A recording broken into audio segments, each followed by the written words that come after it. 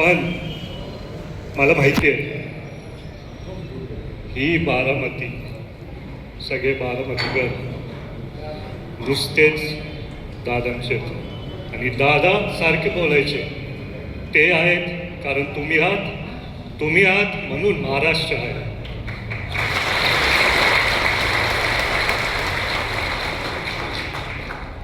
आज मला तुम्हाला सर्वांना एक विनंती करायची.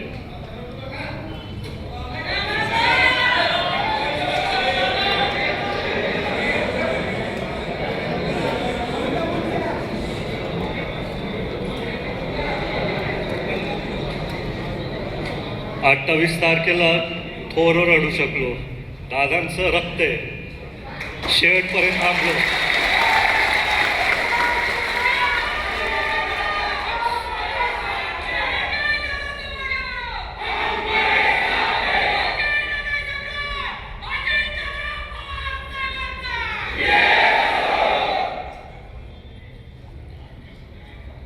कुटुंबच्या समोर रडणार नाही तर कुठे रडणार. तर मला आपल्या सर्वांना विनंती करायची.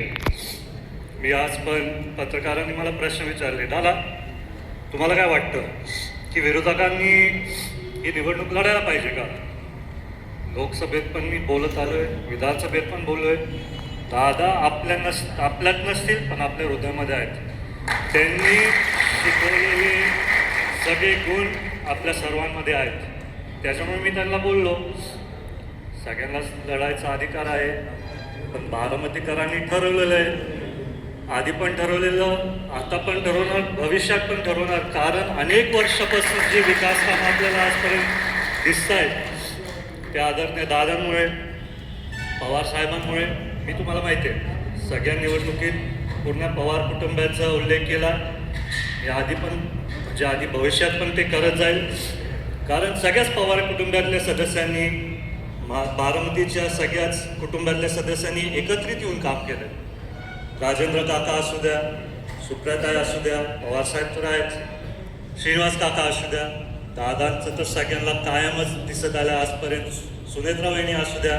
त्यातल्या त्यात तुम्हाला सगळ्यांना एक सांगू इच्छितोय की आमच्या पिढीतल्या म्हणजे रोहित दादा, पार्थ दादा, युगेंद्र दादा, मी आमच्या पिढीतला मीच होतो पहिल्यांदा त्यांनी प्रचार केला 2014 तेव्हा बाकीचं कोणीही नव्हतं. त्या काळात पण खूप छोटं होतं. दादांना कधी वाटलंच नव्हतं की मी एवढं चांगलं भाषण देईल. त्याच्यामुळे दुर्दैव आहे की हे माझं दादांच्या समोर शेवटचं भाषण होतं. पण मला मनात कुठेतरी चांगलं वाटतं की दादांनी जेव्हा तो उल्लेख केला, हसत उल्लेख केला की माझ्या चिरंजीला भाषण देता येतं. माझा मुद्दा काय आहे की पवार कुटुंबातले सदस्य कधी आधी आले, नंतर मध्ये आले, तशी येत गेले. पण बारामतीची मी आधीपासून बघितले, 2014 जे दादांचे कष्ट बघितले, तो बदल मी बघितला. विद्या प्रतिष्ठान असू द्या, MIDC असू द्या, आताच कोणतरी बोललो जिराय काय शब्द दादांनी केला ना, तो शब्द काढून टाकला. दादाचं कर्तव्य, दादांचं कामाची पद्धत. आज पण जेव्हा मी सगळ्या शेती बघत होतो तिथं नुकसान झालं, 15 वर्ष सगळेच तिथं दादांची आठवण का आली?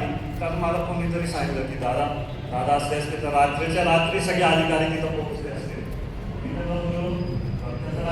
शिफ्ट थोडं येईल तुमच्याकडे, येईल दादा.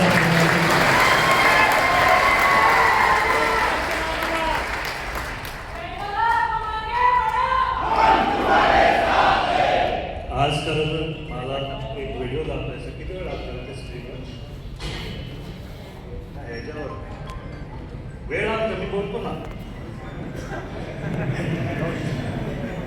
नाही तर त्यातल्या त्यात भरपूर विषय जे माझ्याकडे आले, त्याच्या संदर्भात मला वाटतं की आपण सर्व चर्चा करू, एकमेकांबरोबर संवाद साधू. पण काय आपले बारामतीकरांनी पवारचा आवाज ऐकला आहे तर ते बोलतात ते ऐकायचंच नाही. त्याच्यामुळे सगळे इथं माय होडी चालू झालं. पण तसं नाही हो, सगळे आपण एकच कुटुंब आहे. पवार असू द्या, सगळ्यांना संवाद साधायला कधीतरी वेळ. आता मला खूप मागणी गावामध्ये फिरा पुढे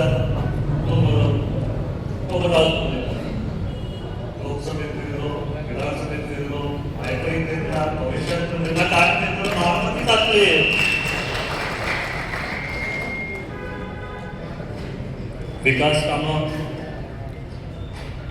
तर मी आधी बघितली, आचारसंहिता चालू आहे म्हणून मी जास्त बोलू नाही शकत, पण भरपूर कामांची योग्य कामं योग्य पद्धतीने चालू आहे, निधी तिथं चालू आहे. जेव्हा मी एवढा मोठा घटना बघितला आणि तो दादांनी त्यांच्या काळात सगळी कामं नियोजन करून ते दुर्दैवाने आपल्याला सोडून गेले. पण दादांचं बारामतीचं संपूर्ण स्वप्न पूर्ण करायला मला तुमच्या सर्वांची खूप गरज आहे. कारण MIDC आपल्याला वाढवायची आहे. दादा असताना मीच त्यांना एक सूचना दिली, दादा कंपनीज आहेत पण आपल्याला थोडं वाढवायला पाहिजे. त्याच्यानंतर आम्ही काही लोकांशी बोललो, ते पण तिथं तयार झाले. मग त्याच्यानंतर 28 जानेवारी 2026 आपल्या सर्वांसाठी एक काळा दिवस. त्या दिवशी मला तर अजूनही विश्वास होत नाही. मला कधीतरी वाटतं की दादा दौऱ्यावरून परत येतील, कधीतरी वाटतं दादाचा फोन येईल. पण तुम्हा सर्वांना भेटून दादा तुमच्या सर्वांमध्ये मला दिसते.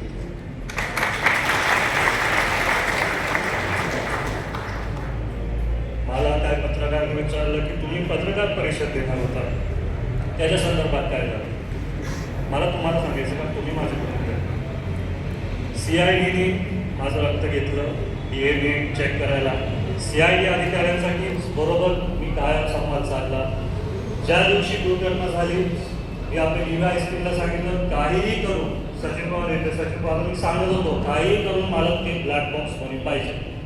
दोन्ही ब्लॅक बॉक्स मिळाले, दोन्ही ब्लॅक बॉक्सचे फोटो आपल्याकडे. पण कारवाई होऊ द्या, अहवाल येऊ द्या. पण नंतर एकदा पूर्ण भाग आल्यावरती आपण बोलू.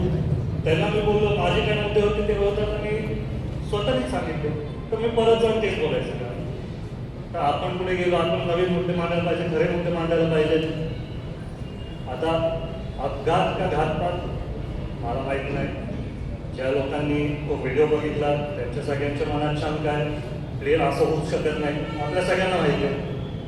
तर त्याच्यात मी पण तो एक व्हिडिओ टाकला रोहित सिंगचा विमानात झोपलेला. तिथं पण मी लिहिलं यांच्यावरती अटक करा, जोपर्यंत कुठली कारवाई होत नाही तोपर्यंत त्यांना अटक करून द्या.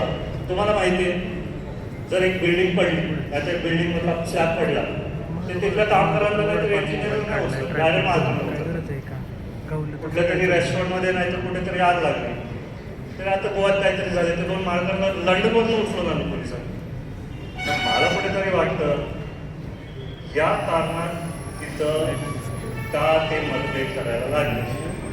पण दादा पण सरकार दादाची, मी सर्वांनीच महायुतीची सरकार निवडून आणली. त्यातल्या त्यात बहिणी आता उपमुख्यमंत्री आहेत, त्यांनी पण त्यांच्या वतीने CM साहेबांना सांगितलं CBI इन्क्वायरी करा. तर आपण थांबलं, आपण करू, व्यवस्थित करू. दादा कशी व्यवस्थित करायची, वेळ लागायचा पण माहिती पूर्ण घेऊन द्यायची. माझ्या पण मनात मला खूप बोलायचं आहे. मी पत्रकारांना बोललो फायनल अहवाल येऊ द्या, त्याच्यानंतर माझ्याकडे पण खूप काय काय जे आहे, जे समोरील जजांनी इन्व्हेस्टिगेशन अधिकारी नाही तर या लोकांना मदत होईल. काय काय वेळेस काय होतं माहिती आहे का, जर हे होतात झाले तर ऑलरेडी ती माहिती तिथंच मेंटीमध्ये बोलतात अरे आपण हे घेऊ. आता 26/11 काय झालं, ते तिकडं आपल्याला टेरेस बोलतात कारण का हे आपले पत्रकार संदर्भाला आहेत हे घुसले तिथं ते घुसले. त्याच्यानी सगळे तपास यंत्रणांना धक्का बसतो. त्याच्यामुळे मी नाही बोललो. माहिती आहे पण थोडं तपास यंत्रणाला त्यांच्या हिशोबाने व्यवस्थित कारवाई करू.